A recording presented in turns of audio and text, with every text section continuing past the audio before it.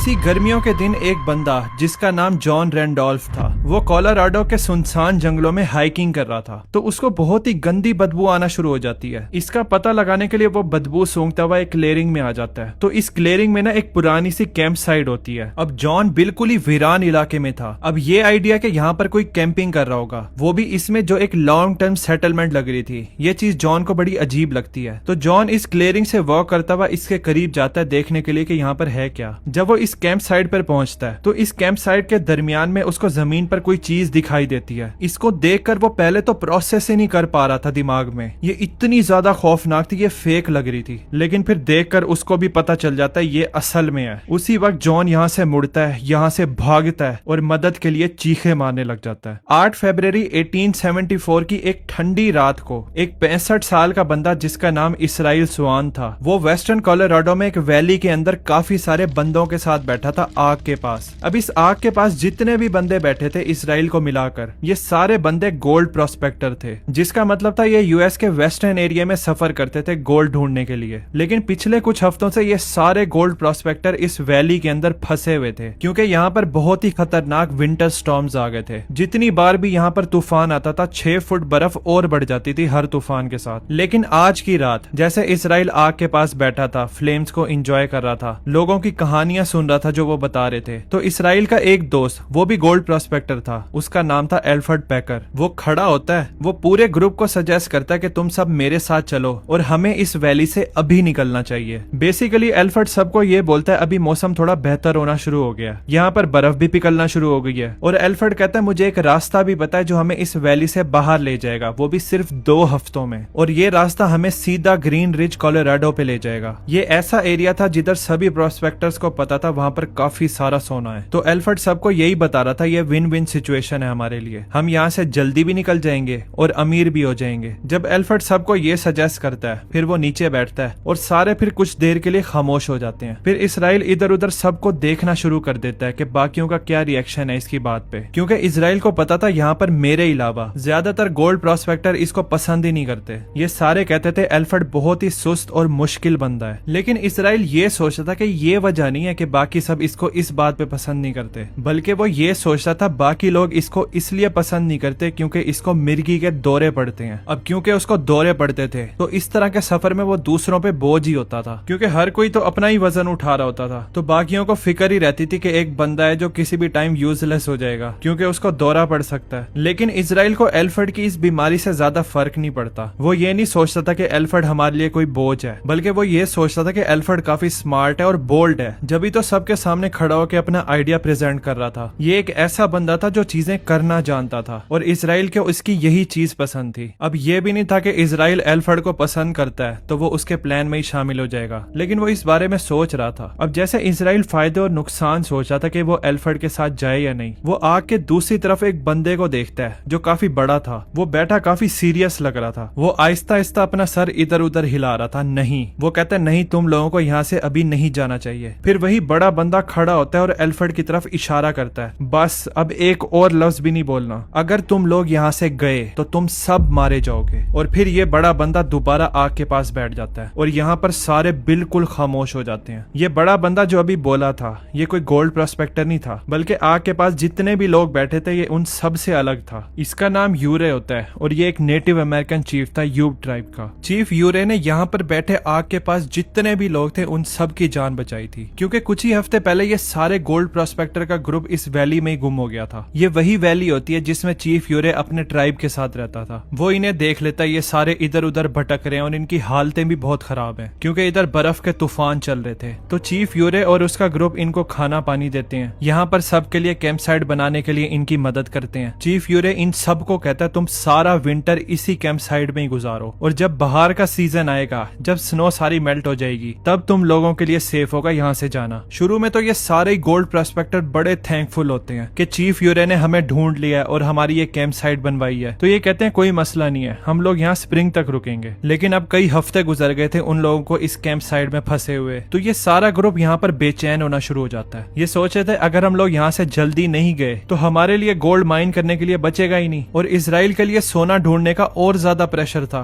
क्योंकि वो अपनी फैमिली को बता कर आया था कि ये मेरा आखिरी ट्रेजर हंटिंग का एडवेंचर है। अब ये खाली हाथ तो घर नहीं जा सकता था, उसको सोना चाहिए था ताकि वो आगे जिंदगी में अपनी फैमिली का ख्याल रख सके। फिर एल्फर्ड यहाँ पर खामोशी तोड़कर दोबारा से खड़ा होता है। वो चीफ यूरे को बोलता है आपके कंसर्न का बहुत शुक्रिया, लेकिन मैं यहाँ से जल्दी जाऊंगा और मैं उम्मीद करता हूँ मेरे साथ बाकी लोग भी जाएंगे। इजराइल की अपनी मजबूरियां भी थी, उसको एल्फर्ड में जज्बा भी दिख रहा था। तो इजराइल कहता ठीक है मैं भी तुम्हारे साथ चलने के लिए तैयार हूँ। वो सोच रहा था मुझे गोल्ड किसी भी कीमत में हासिल करना ही पड़ेगा। जब इजराइल बोलता है मैं जाऊंगा तो यहाँ पर 4 और गोल्ड प्रोस्पेक्टर्स होते हैं, वो भी कहते हैं हम भी जाएंगे। चीफ यूरे इनको देखकर सोचा था मैं भी इन लोगों का दिमाग तो चेंज नहीं कर सकता। बेशक वो सोच रहा था ये बहुत गंदा आइडिया है कि ये लोग यहाँ से जा रहे हैं, लेकिन वो अपना फोकस ही शिफ्ट कर देता है। इन लोगों को रोकने के बजाय वो इन्हें जितनी इंफॉर्मेशन दे सकता था देता है उसी एरिया के जिधर ये जाने वाले थे। तो ये सारे वॉलंटियर्स को अपने पास बुलाता है जो जल्दी जाने वाले थे। तो चीफ यूरे नीचे मट्टी पर एक नक्शा बनाता है। तो ये एल्फर्ड, इजराइल और बाकी 4 वॉलंटियर्स को बोलता है तुम लोग यहाँ से रिवर को फॉलो करते हुए जाओ आगे। ये तुम लोगों को आगे एक माउंटेन रेंज पर ले जाएगा जिसका नाम है सैन वॉन माउंटेन रेंज, और किसी भी हालत में तुम लोगों ने इन पहाड़ियों के ऊपर से चढ़ के नहीं जाना। तुमसे ये चीज नहीं होगी, तुम लोगों ने बस इस रिवर को फॉलो करना है जो इन पहाड़ियों की साइड से गुजरता हुआ आगे जाएगा। जब तुम लोग क्रॉस कर लोगे तो आगे एक चौकी होगी, वहां पर जाकर तुम लोग रेस्ट करो, तुम्हें वहां सप्लाईज भी मिल जाएंगी और वहां से आगे तुम लोग ग्रीन रिच की तरफ सफर शुरू कर सकते हो दोबारा। जब चीफ यूरे ये सारा कुछ एक्सप्लेन कर देता है फिर चीफ यूरे यहाँ से मुड़ता है, अपने घोड़े पे बैठता है और यहाँ से चला जाता है। फिर यहाँ पर भी एल्फर्ड, इजराइल और बाकी सारे गोल्ड प्रोस्पेक्टर सोने के लिए चले जाते हैं। अगले दिन इजराइल, एल्फर्ड और बाकी 4 वॉलंटियर जो इस सफर में जाने वाले थे ये सुबह जल्दी उठते हैं और अपना सामान पैक करना शुरू कर देते हैं। अब जैसे वो ये कर रहे थे यहाँ पर एक और गोल्ड प्रोस्पेक्टर जिसने वॉलंटियर नहीं किया था जाने के लिए और उसने यहीं स्प्रिंग तक ही रुकना था, वो इन्हें आकर बोलता है मैं तुम्हारी सप्लाईज को ना जितना दूर हो सके तुम्हारे साथ ले चलता हूँ, मतलब मेरे घोड़े की मदद से। लेकिन कहता है एक पॉइंट के बाद मैं तुम लोगों का सामान वहीं पर रखूंगा और वहां से वापस आ जाऊंगा, वहां से आगे तुम लोग अपना खुद देखना। ये सारे इसका बड़ा शुक्रिया अदा करते हैं। थोड़ी देर में ये लोग नाश्ता करते हैं और फिर यहाँ से निकल पड़ते हैं। अब जैसे इजराइल और बाकी प्रोस्पेक्टर इस वैली से हाइक करते हुए आगे जा रहे थे तो इनको काफी दूर सैन जुआन माउंटेन रेंज की बड़ी बड़ी पहाड़ियां नजर आ रही थी। लेकिन ये लोग भी थोड़ा नॉर्थ की तरफ चल रहे थे उस रिवर के साथ साथ, क्योंकि इन लोगों को पता था इन्होंने पहाड़ियों के ऊपर से थोड़ी जाना है। अब जैसे इजराइल बंदों की लाइन में आगे जा रहा था उसने अपने हाथ में एक कॉफी पॉट पकड़ा हुआ था। ये एक मेटल का कॉफी पॉट होता है जिसके अंदर इन्होंने गर्म कोयले डाले हुए थे। ना सिर्फ इससे हाथ गर्म रहते थे बल्कि इनके पास अगर माचिस खत्म हो जाए तो इससे आग भी जलाई जा सकती थी। अब जैसे उसने गरम गरम कॉफी पॉट अपने हाथों में पकड़ा हुआ था इस ठंडे यख मौसम में, इजराइल अपने पीछे किसी को आते हुए सुनता है। वो पीछे मुड़ता है तो वो एल्फर्ड होता है। एल्फर्ड भी बहुत ज्यादा ठंड में ठिठर रहा था तो बगैर कुछ सोचे इजराइल अपना गरम गरम कॉफी पॉट एल्फर्ड को पकड़ा देता है। एल्फर्ड उसको पकड़ता है, उसको अच्छी तरह अपने सीने से जकड़ लेता है और वो बड़ा शुक्रगुजार होता है इसका। अब ये जो सारे गोल्ड प्रोस्पेक्टर थे इनमें से कोई भी अमीर नहीं होता और इन सब में भी जिसके सबसे ज्यादा पतले हालात होते हैं वो एल्फर्ड होता है। इसी वजह से इजराइल एल्फर्ड की काफी फिक्र करता था और एल्फर्ड होता भी इजराइल की आधी उम्र का है। एल्फर्ड 30 साल का होता है। तो इजराइल इसको इस तरह देखता था कि ये एक बच्चा है जो अपने जिंदगी में रास्ता बना रहा है। जब यूएस में सिविल वॉर छिड़ी थी तो एल्फर्ड ने 2 अलग अलग मौकों पे यूनियन आर्मी को ज्वाइन करने की कोशिश की थी क्योंकि वो स्लेव होल्डिंग कॉन्फिडेंट आर्मी से लड़ना चाहता था। लेकिन दोनों मौके पे इसको इसकी मिर्गी के दौरों की वजह से बाहर कर देते हैं। लेकिन इसमें जज्बा इतना था ये अपनी जंग की इंफॉर्मेशन और अपना नाम अपने बाजू पर टैटू कर लेता है। लेकिन बदकिस्मती से ना एल्फर्ड पढ़ सकता था ना लिख सकता था। वो टैटू आर्टिस्ट को अपने नाम का ही गलत स्पेलिंग बता देता है। जब इसका टैटू हो जाता है तो उस पे एल्फ्रेड नहीं लिखा हुआ था जो इसका पहला नाम था, बल्कि इस पे लिखा होता है एल्फर्ड, ये ALFERD,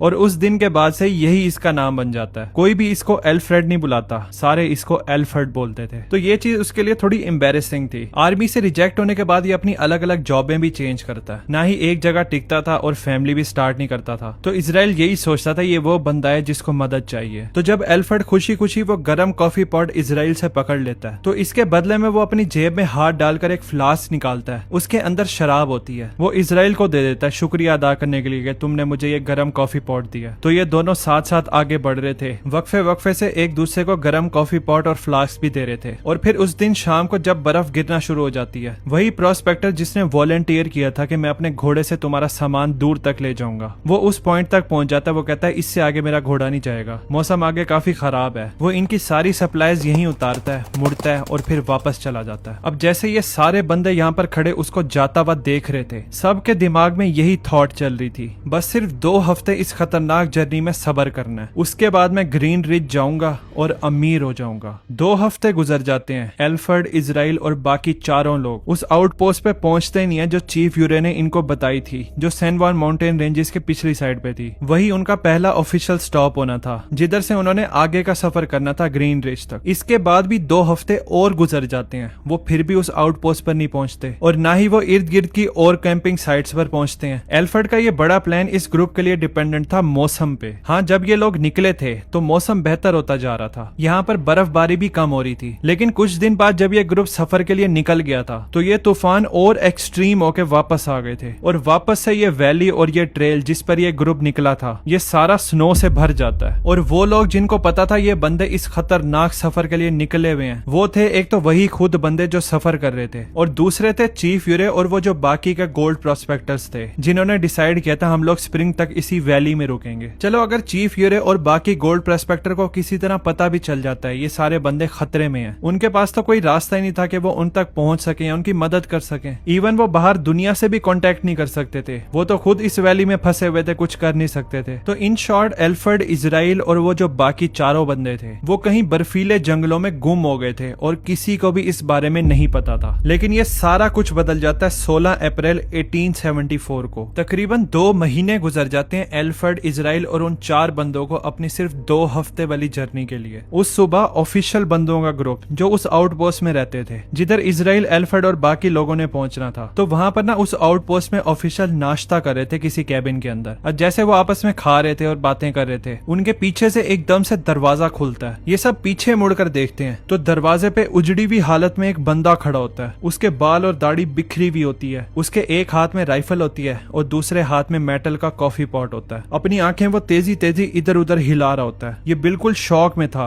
बोलना तो चाह रहा था लेकिन बोल नहीं पा रहा था। ये बंदा एल्फर्ड था और ऑफिशियल इसको देखते ही पहचान लेते हैं इसको मदद की जरूरत है। तो बगैर कुछ पूछे वो इसको अंदर लाते हैं, दरवाजा बंद करते हैं, उसको खाना देते हैं, उसको पानी देते हैं। एल्फर्ड पागलों की तरह खाना शुरू कर देता है और खाते खाते इसको उल्टी आ जाती है। वो सबसे माफी मांगता है, कहता है मैं जंगलों में काफी अरसे से भूखा था तो शायद इस वजह से मेरा इंटेस्टाइन ट्रैक डैमेज हो गया हो। लेकिन ऑफिशियल ज्यादा माइंड नहीं करते कि इसने उल्टी कर दी है, उनको बस फिक्र थी ये बंदा कहीं मर ना जाए, इसकी इतनी बुरी हालत है। तो ये ऑफिशियल एल्फर्ड की मदद करते हैं सफाई करने में और फिर इसको गर्म कपड़े देते हैं। एल्फर्ड इनसे पूछता है तुम्हारे पास विस्की है, मैंने अपने जिस्म को गर्म करना है। वो कहते हैं कोई मसला नहीं है, वो इसको विस्की पकड़ा देते हैं। एल्फर्ड इसकी 2-4 शॉट्स लेता है और इस पॉइंट तक एल्फर्ड काफी रिलैक्स हो जाता है। और फिर उस पॉइंट पर एक ऑफिशियल इससे पूछता है क्या हुआ था तुम्हारे साथ। जैसे ही उससे ये सवाल होता है एल्फर्ड अपनी आंखें बंद कर लेता है, जैसे जो भी उसके साथ हुआ था उस बारे में सोचने से भी इसको तकलीफ हो रही हो। फिर थोड़ी देर खामोशी के बाद एल्फर्ड, जिसकी अभी भी आंखें बंद थी, वो ऑफिशियल्स को बताता है मैं 5 बंदों के साथ था, हम सारे वैली से हाइक करते हुए ग्रीन रिज कोलोराडो की तरफ जा रहे थे गोल्ड ढूंढने। तो जैसे हम इस ट्रेल पे जा रहे थे तो यहाँ पर बहुत खौफनाक तूफान आ जाता है, तो इस ट्रेल को नेविगेट करना ना काफी मुश्किल हो जाता है। तो मेरा ग्रुप डिसाइड करता है हम सारे सैन जुआन माउंटेन रेंजेस के ऊपर से होके जाएंगे। वही काम जो चीफ यूरे ने हमें करने से मना किया था कि इनके ऊपर से होके नहीं जाना, लेकिन ये लोग डिसाइड करते हैं हम लोग जाएंगे यहीं से। तो जब ये लोग इन पहाड़ियों के ऊपर से होके जा रहे थे तो एल्फर्ड इस ग्रुप से पीछे होता जा रहा था, यानी वो सुस्त था। फिर बदकिस्मती से ये ग्रुप डिसाइड करता है हम एल्फर्ड को पीछे ही छोड़ देते हैं मरने के लिए। एल्फर्ड को पता था इन्होंने मुझे मरने के लिए छोड़ दिया है, तो ये देख रहा था इसके 5 जो साथी थे वो इससे आगे चलते चलते गायब हो गए हैं। लेकिन हैरानी के तौर पर एल्फर्ड मरता ही नहीं है। वो 2 महीने तक इन बर्फीले जंगलों में इधर उधर भटकता रहता है। उसको कोई आइडिया नहीं था वो किधर जा रहा है। वो पत्ते खाता है, फूल खाता है, शेल्टर ढूंढता है। लेकिन इस अकेलेपन में एक चीज थी जिसने उसको सरवाइव करने में सबसे ज्यादा मदद की थी। जब इसको 5 बंदों ने छोड़ दिया था इसके पास वो गर्म कॉफी पॉट होता है जिसके अंदर कोयले थे, तो इसकी मदद से रातों को ये आग जला सकता था। एक पॉइंट पर ये इतना भूखा था इसने अपने लेदर के जूतों को ही पका कर खाया था क्योंकि इसकी भूख से जान निकल रही थी। ये बस मरने के करीब ही होता है जब इसको रैंडमली ये आउटपोस्ट मिल जाती है। जब एल्फ्रेड ये अपनी पूरी कहानी बता देता है, ऑफिशियल्स बड़े शॉक होते हैं ये सब सुन के। फिर एल्फ्रेड इन ऑफिशियल से सवाल पूछता है कि क्या यहाँ पर कोई मेरे ग्रुप का बंदा आया था, किसी ने सरवाइव किया है? ये कहते हैं नहीं, सिर्फ तुम ही हो, हमने यहाँ पर किसी और को नहीं देखा। अब ये ऑफिशियल फौरन सर्च पार्टी को नहीं भेजते, क्योंकि इस पॉइंट तक ऑब्वियस ही बात है कि एल्फ्रेड के बाकी ग्रुप मेंबर्स मर ही चुके होंगे। तकरीबन 2 महीने तो हो गए इनको सफर शुरू किए हुए, इनके जिंदा रहने के चांसेस बहुत कम होंगे। चलो बेशक वो 5 बंदे जिंदा भी हैं, तो ऑफिशियल्स को फिर भी कोई आइडिया नहीं था कि सर्च को शुरू कहां से करें। उन्हें पता था अगर इन्होंने ढूंढने भी जाना है इन बंदों को, तो हमें एल्फ्रेड को अपने साथ लेके जाना पड़ेगा, वो सर्च को लीड करेगा, क्योंकि सिर्फ उसी को पता है कि बाकी लोग कहां हो सकते हैं। इस पॉइंट तक एल्फ्रेड इतना हेल्दी था ही नहीं कि वो दोबारा से जंगलों में वापस जाए और सर्च को लीड करे। तो अगले कई हफ्तों तक एल्फ्रेड इसी आउटपोस्ट में ही रहता है। वो रेस्ट करता है, रिकवर करता है, और जब फाइनली वो बिल्कुल ठीक हो जाता है तो फिर वो जाता है सर्च पार्टी को लीड करते हुए उन 5 बंदों को ढूंढने के लिए। लेकिन बदकिस्मती से इनको वो नहीं मिलते। फिर इसके बाद समर्स में जब यहाँ पर फाइनली सारी बर्फ पिघल जाती है, तो उन 5 बंदों के साथ क्या हुआ था उसकी मिस्ट्री सॉल्व हो जाती है। 20 अगस्त 1874 को एक ट्रेवलिंग आर्टिस्ट जिसका नाम था जॉन रैंडोल्फ, वो वेस्टर्न कोलोराडो के जंगलों में हाइकिंग कर रहा था, रफली उसी एरिया में जिधर ये गोल्ड प्रोस्पेक्टर इस वैली से बाहर निकलने की कोशिश कर रहे थे। अब जैसे जॉन रैंडोल्फ उस एरिया में चल रहा था, उसको बड़ी गंदी बदबू आना शुरू हो जाती है। तो जॉन इस बदबू को फॉलो करता हुआ एक क्लियरिंग की तरफ आ जाता है। तो इस क्लियरिंग में उसको पुरानी सी उजड़ी हुई कैंप साइट दिखाई देती है। तो क्यूरियोसिटी में जॉन चल के जाता है इस कैंप साइट में देखने के लिए कि भाई कौन रह रहा है यहाँ पे। लेकिन जब वो मुड़कर इस कैंप साइट के दरमियान में जमीन के ऊपर देखता है, वो बिल्कुल ही जम जाता है, क्योंकि इस कैंप साइट के बिल्कुल दरमियान में 5 बंदों की लाशें पड़ी हुई थी जो बिल्कुल लाइन में पड़ी थी, और यहीं से ही तो वो गंदी बदबू आ रही थी। अब बेशक जॉन शॉक में था जो ये सब वो देख रहा था। उसको देखकर ये पता चल जाता है ये जो 5 बंदे मरे हैं ये कोई नेचुरल रीजन से नहीं मरे, क्योंकि एक बंदे का सर नहीं था, और जो बाकी 4 बंदे थे उनके सर को देखकर ऐसे लग रहा था जैसे किसी ने बहुत भारी चीज बार बार सर में मारी है। और सिर्फ यही नहीं होता, बल्कि दूसरी चीज जो जॉन फौरन नोट करता है वो था ये 5 बॉडीज सड़ने के अलग अलग स्टेजेस पे थी। 2 बॉडीज तो बिल्कुल ही ढांचा थी, लेकिन जो बाकी 3 थी वो कुछ बेहतर थी। उनके सीने जो थे ना उन पे कट लगा हुआ था और वो खुले हुए थे बिल्कुल ओपन, लेकिन ये सारे ऐसे ही लग रहे थे जैसे ये सारे कुछ अरसे पहले ही मरे हैं। एक बंदा तो ऐसा लग रहा था जैसे वो बिल्कुल सोया हुआ है। बेशक उसके सीने और सर पे जख्म के निशान थे जिसकी वजह से पता चल रहा था वो मरा हुआ है। अब जॉन यहाँ से मुड़कर भागना चाहता था, लेकिन उसकी क्यूरियोसिटी इतनी थी वो देखना चाहता था यहाँ पर हुआ क्या है, ये सब हुआ कैसे है। तो ये इन बॉडीज के मजीद करीब जाता है, तो उसको इस सीन के बारे में एक और अजीब सी भी चीज पता चलती है। जब वो इन बंदों की तरफ नीचे देखता है तो इन बंदों के ऊपर जो जख्मों के निशान थे, स्पेशली जो उनकी चेस्ट पर थे, वो बिल्कुल सर्जिकल लग रहे थे। मतलब जिन्होंने इनको जख्मी किया है या फिर काटा है वो बड़ी परफेक्ट प्रिसीजन के साथ काटा है। इनको कोई रैंडम वार करके नहीं मारा गया, बल्कि ऐसा था जैसे किसी कसाई ने गोश्त काटा है। फिर जॉन इन बॉडी से थोड़ा सा दूर आगे की तरफ नोट करता है, वहां पर भुजी हुई लकड़ियों की फायर पिट पड़ी है और उसके पीछे एक ट्रेल है जो जंगल की तरफ जा रहा है। फिर दोबारा से जॉन यहाँ से भागना चाहता था, लेकिन क्यूरियोसिटी की वजह से ये इस फायर पिट को क्रॉस करता है और इस ट्रेल की तरफ जाना शुरू कर देता है अंदर की तरफ। वहां पर उसको एक उजड़ा हुआ शेल्टर सा दिखाई देता है जो बिल्कुल ही अबेंडेंड होता है, उसके अंदर कोई भी नहीं था, लेकिन इसके अंदर सारे साइंस थे कि यहाँ पर कोई बंदा बहुत लंबे अरसे से रह रहा था। और फिर एकदम से सारी कड़ियां जुड़ना शुरू हो जाती हैं और जॉन को पता चलता वो गलती से किधर पहुंच गया। उधर जो 5 बंदे पड़े थे वो मर्डर हुए थे, और जिस बंदे ने इनको मारा था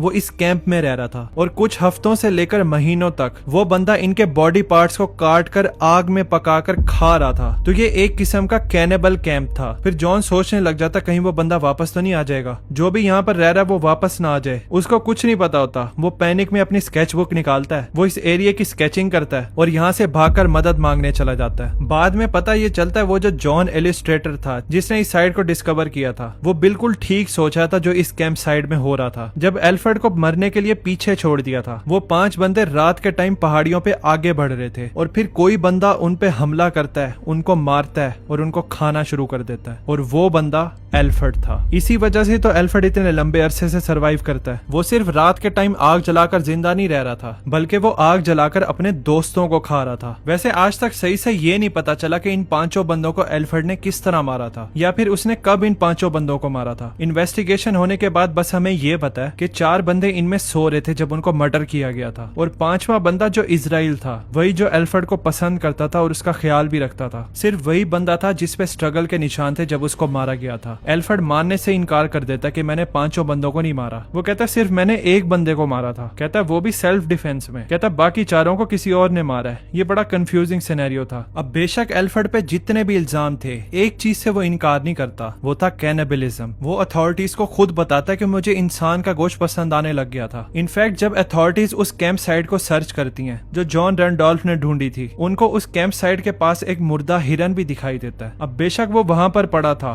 एल्फ्रेड उससे उतार कर गोश्त नहीं खाता, वो बस अपने मुर्दा दोस्तों के पास जाता रहता है और उनका गोश्त खाता है। एंड पे एल्फ्रेड पे मर्डर के चार्जेस लगते हैं और इसको 40 साल कैद की सजा सुनाई जाती है। लेकिन 1901 में जब वो 92 साल का होता है, उसको पैरोल मिल जाता है। फिर एल्फ्रेड वेजिटेरियन बन जाता है और कुछ साल बाद मर जाता है। इसके अलावा एक और स्टोरी है इस बंदे की, जिसको सुनकर आपकी जान बच जाएगी, क्योंकि फिर आप वो गलती नहीं करोगे। इससे ऐसी क्या गलती हुई थी, इस पे मैंने ये वाली वीडियो बनाई है, आपको हाईली रिकमेंड करूंगा कि आप जरूर देखना। मिलते हैं फिर उस वीडियो में। Thanks for watching.